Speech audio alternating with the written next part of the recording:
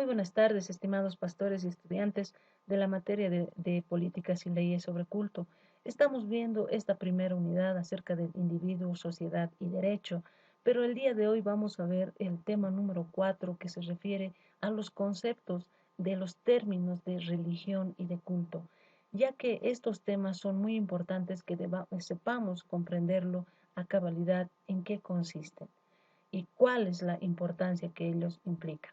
Entonces, empecemos señalando que religión es un conjunto de creencias o dogmas acerca de la divinidad, de sentimientos de veneración y temor hacia ese ser supremo o esa divinidad. Esas son normas morales para la conducta individual y social para realizar ciertas prácticas o rituales. Entonces, cuando hablamos de religión, podemos comprenderla también como un conjunto de creencias, concepciones o dogmas que se forman o se forjan en el subconsciente del hombre.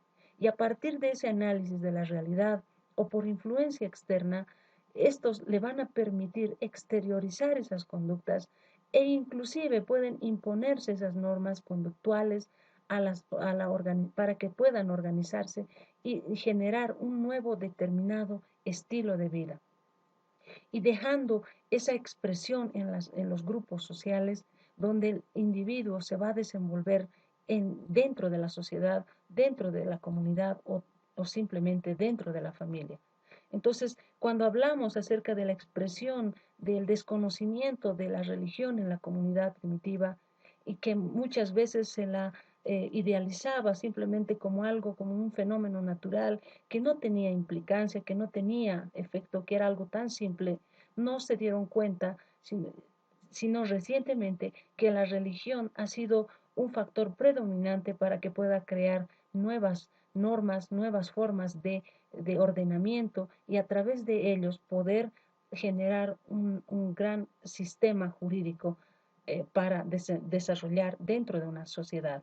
Entonces, en el ámbito religioso, la práctica de lo religioso en sí hace notar que esta práctica, mientras más se iba extendiendo, generaba una nueva forma de vida que era mejorada inclusive.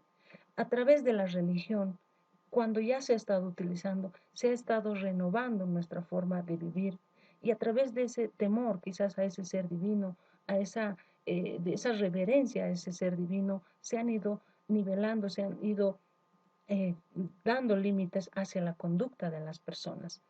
Entonces, cuando hablamos de que la práctica religiosa ha ayudado a mejorar el estilo de vida de las personas, entonces debemos comprender que no solamente es que nos ayuda a mejorar nuestra vida, sino que la religión ha sido un elemento integrante de la humanidad, de la cultura humana. La realidad jurídica que nosotras vemos en este tiempo nos muestra dispares fenómenos dentro de las cuales existe el fenómeno social, perdón, religioso, pero este está enteramente ligado hacia la sociedad. Entonces encontramos que en esta realidad jurídica es susceptible de regulación. No existe algo con el que podamos determinar la conducta de forma efectiva. Entonces es susceptible esa regulación. Y a través de la religión, a través de la práctica religiosa, genera ciertos caracteres de conducta dentro de la sociedad. Y cuando encontramos esas conductas dentro de la sociedad, nos chocamos con ese principio que dice, donde hay sociedad, hay derecho. Entonces, al practicar ciertas normas de conducta religiosas, hemos llegado a tener que ordenar esas conductas, ya no solo de forma religiosa, no de forma interna o subconsciente, sino que ya de forma eh, física, es decir, exterior. Ya esas normas deberían ser reguladas por la realidad jurídica, que sean exigibles en su cumplimiento. Entonces, la religión como elemento integrante nos dice que cuando existe sociedad, existe derecho. Y cuando existe ya derecho, entonces nace la imperiosa necesidad de que desde el fenómeno religioso ya empecemos a normar nuestras conductas para ya no solamente de forma individual, sino de forma colectiva.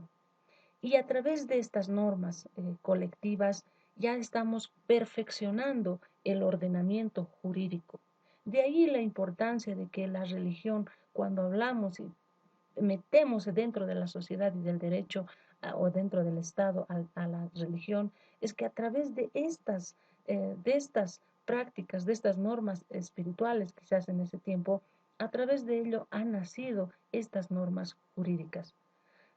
Pero vemos que, ¿será que solamente ha sido temor a la deidad? No, sino que también ha sido gracias a la iglesia. Cuando la iglesia reconoce a Dios como único Dios al que se tiene que venerar, eh, entonces la iglesia adopta este principio del ubi societas ibi ius, a que se refiere donde hay sociedad, hay derecho. Entonces la iglesia es una persona o es un grupo social autónomo y goza de plena libertad para organizarse, aunque haya sido tal vez objeto de diversas conceptualizaciones jurídicas, se pueden dar muchas definiciones. Esta iglesia surge por la necesidad de las personas de poder eh, tener en un solo conjunto, en un solo grupo, esas normas con las que se regían ellos, y a través de esa influencia de la iglesia han manifestado al exterior y han mostrado un estilo de forma para que puedan ellos organizar ya no solamente normas morales, sino que sean normas jurídicas. Entonces, si analizamos la Iglesia Católica, por ejemplo, ha tenido un verdadero sistema jurídico, ha tenido un sistema jurídico perfecto, y que esto ha sido la base para que las personas, para que el Estado asuma ese papel de sociedad y que realice las normas jurídicas para que pueda organizar, así como lo realizaba la Iglesia Católica en ese tiempo. Pero existe también la trascendencia de que necesitábamos regularizar esas normas, quizás morales en un principio. Y cuando hablamos al hablar de la noción de religión, surge la necesidad de que la religión debe ser reconocido, debe estar marcado en la existencia del hombre, ya que a través de este se ha podido organizar nuevas normas o nuevas formas de vida. Entonces, cuando y al nacer la religión, nace esa necesidad también de ordenar y poder exteriorizar ese tipo de orden que nacía en la iglesia, en la religión. Pero no solamente era para un grupo, o tampoco era solo para algunas personas de forma individual, sino que podían ser de forma conjunta. Pero el cristianismo marca la diferencia en esta regularización de las normas cuando ellos van no solamente a la conducta de la persona, no solamente regular esa conducta, ese aspecto, sino que ellos van hacia lo eterno, a la salvación, que esa conducta no solamente es que te va a generar una sanción humana, sino que también te puede generar una salvación eterna. Eso es lo que ha aportado el cristianismo a través de la religión. Pero si vamos avanzando y analizamos el aspecto de la religión, podemos comprender que a lo largo de este tiempo, la iglesia o el papel que tenía la iglesia desde un principio ha ido decayendo, y nos habla de que a pesar de que ya la conducta es de la iglesia, muchas veces eh, acerca de la Santa Inquisición, por ejemplo, ha sido una conducta reprochable, sin duda. La religión siempre ha sido la base de la convivencia y del inicio de la regulación de ciertas normas de conducta. Entonces, cuando la iglesia empieza a mostrar estas normas, lo único que ellos tenían como base era lo lícito y lo ilícito, entre la base de lo divino y lo humano. Pero podemos encontrar que cuando ya avanza el tiempo, la iglesia va perdiendo ese carácter, esa fuerza que tenía como cuando estaba en la Santa Inquisición, por ejemplo, cuando dominaba en el feudalismo la iglesia, que había sobrepasado al Estado. Entonces, ya la iglesia pierde, o el Estado ya pone eh, ese aspecto y dice, debemos dejar de ser religiosos, y ponen esa característica de irreligiosidad, es decir, que ya no debemos mirar hacia la iglesia, sino que debemos formarnos en base al ateísmo, en base a lo que dice ser un Estado laico, de que no tenemos que profesar ninguna religión. Inclusive pierde ese estatus, esa jerarquía que tenía en la antigüedad. Pero, sin embargo, a través de a pesar de esa pérdida de jerarquía, a través de que ya eh, se han metido dentro de lo que es la irreligiosidad, la religión, el papel de la iglesia ha trascendido en el tiempo, de forma directa e indirecta, ya que a través de estas conductas que la iglesia ha marcado, se han podido regular las conductas de forma organizada, de forma normada, es decir, al haberlo positivado, al haberlo escrito, ya ha formado un papel, ha hecho un papel muy importante dentro de la actualidad en el Estado. Entonces, la relación entre religión y derecho están estrechamente unidos, ya que sus orígenes eh, acerca de la licitud y de la ilicitud nos han mostrado un margen de que hay aspectos que se tienen que normar y se tienen que sancionar. Entonces, el papel de la iglesia, sin duda, ya no es el mismo, pero se extiende hasta ahora, ya que a pesar de los malos momentos, a pesar del tiempo en que la iglesia hizo muchas cosas malas, la, los, las normas o los ejemplos o la implicancia que ha tenido la iglesia ha ayudado bastante en este tiempo a generar estas normas. Sin ir más lejos, en el Código Penal boliviano, nosotros podemos comprender que tiene una relación estrecha con la Biblia, es decir, con lo divino, con el Ser Supremo. El Código Boliviano, por ejemplo, podemos analizarlo cuando hablamos del artículo 253 acerca del parricidio, es decir, del matar al padre o a la madre o a un ascendiente, nos analiza y está tomada en base al verso 12 del capítulo 20 de Éxodo, cuando dice debemos honrar padre y madre.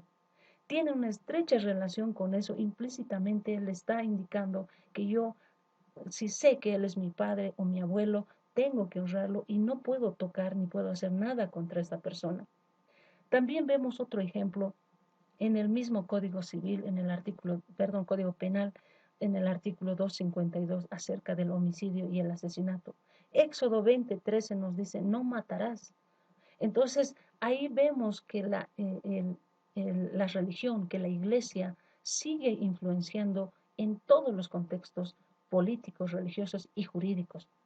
Pero también en otras leyes, la iglesia bueno, las normas morales o las normas religiosas o el aspecto religioso en término general hablado, no mencionando cristiano o católico, nos muestra, por ejemplo, la ley 045 sobre toda forma de racismo y discriminación.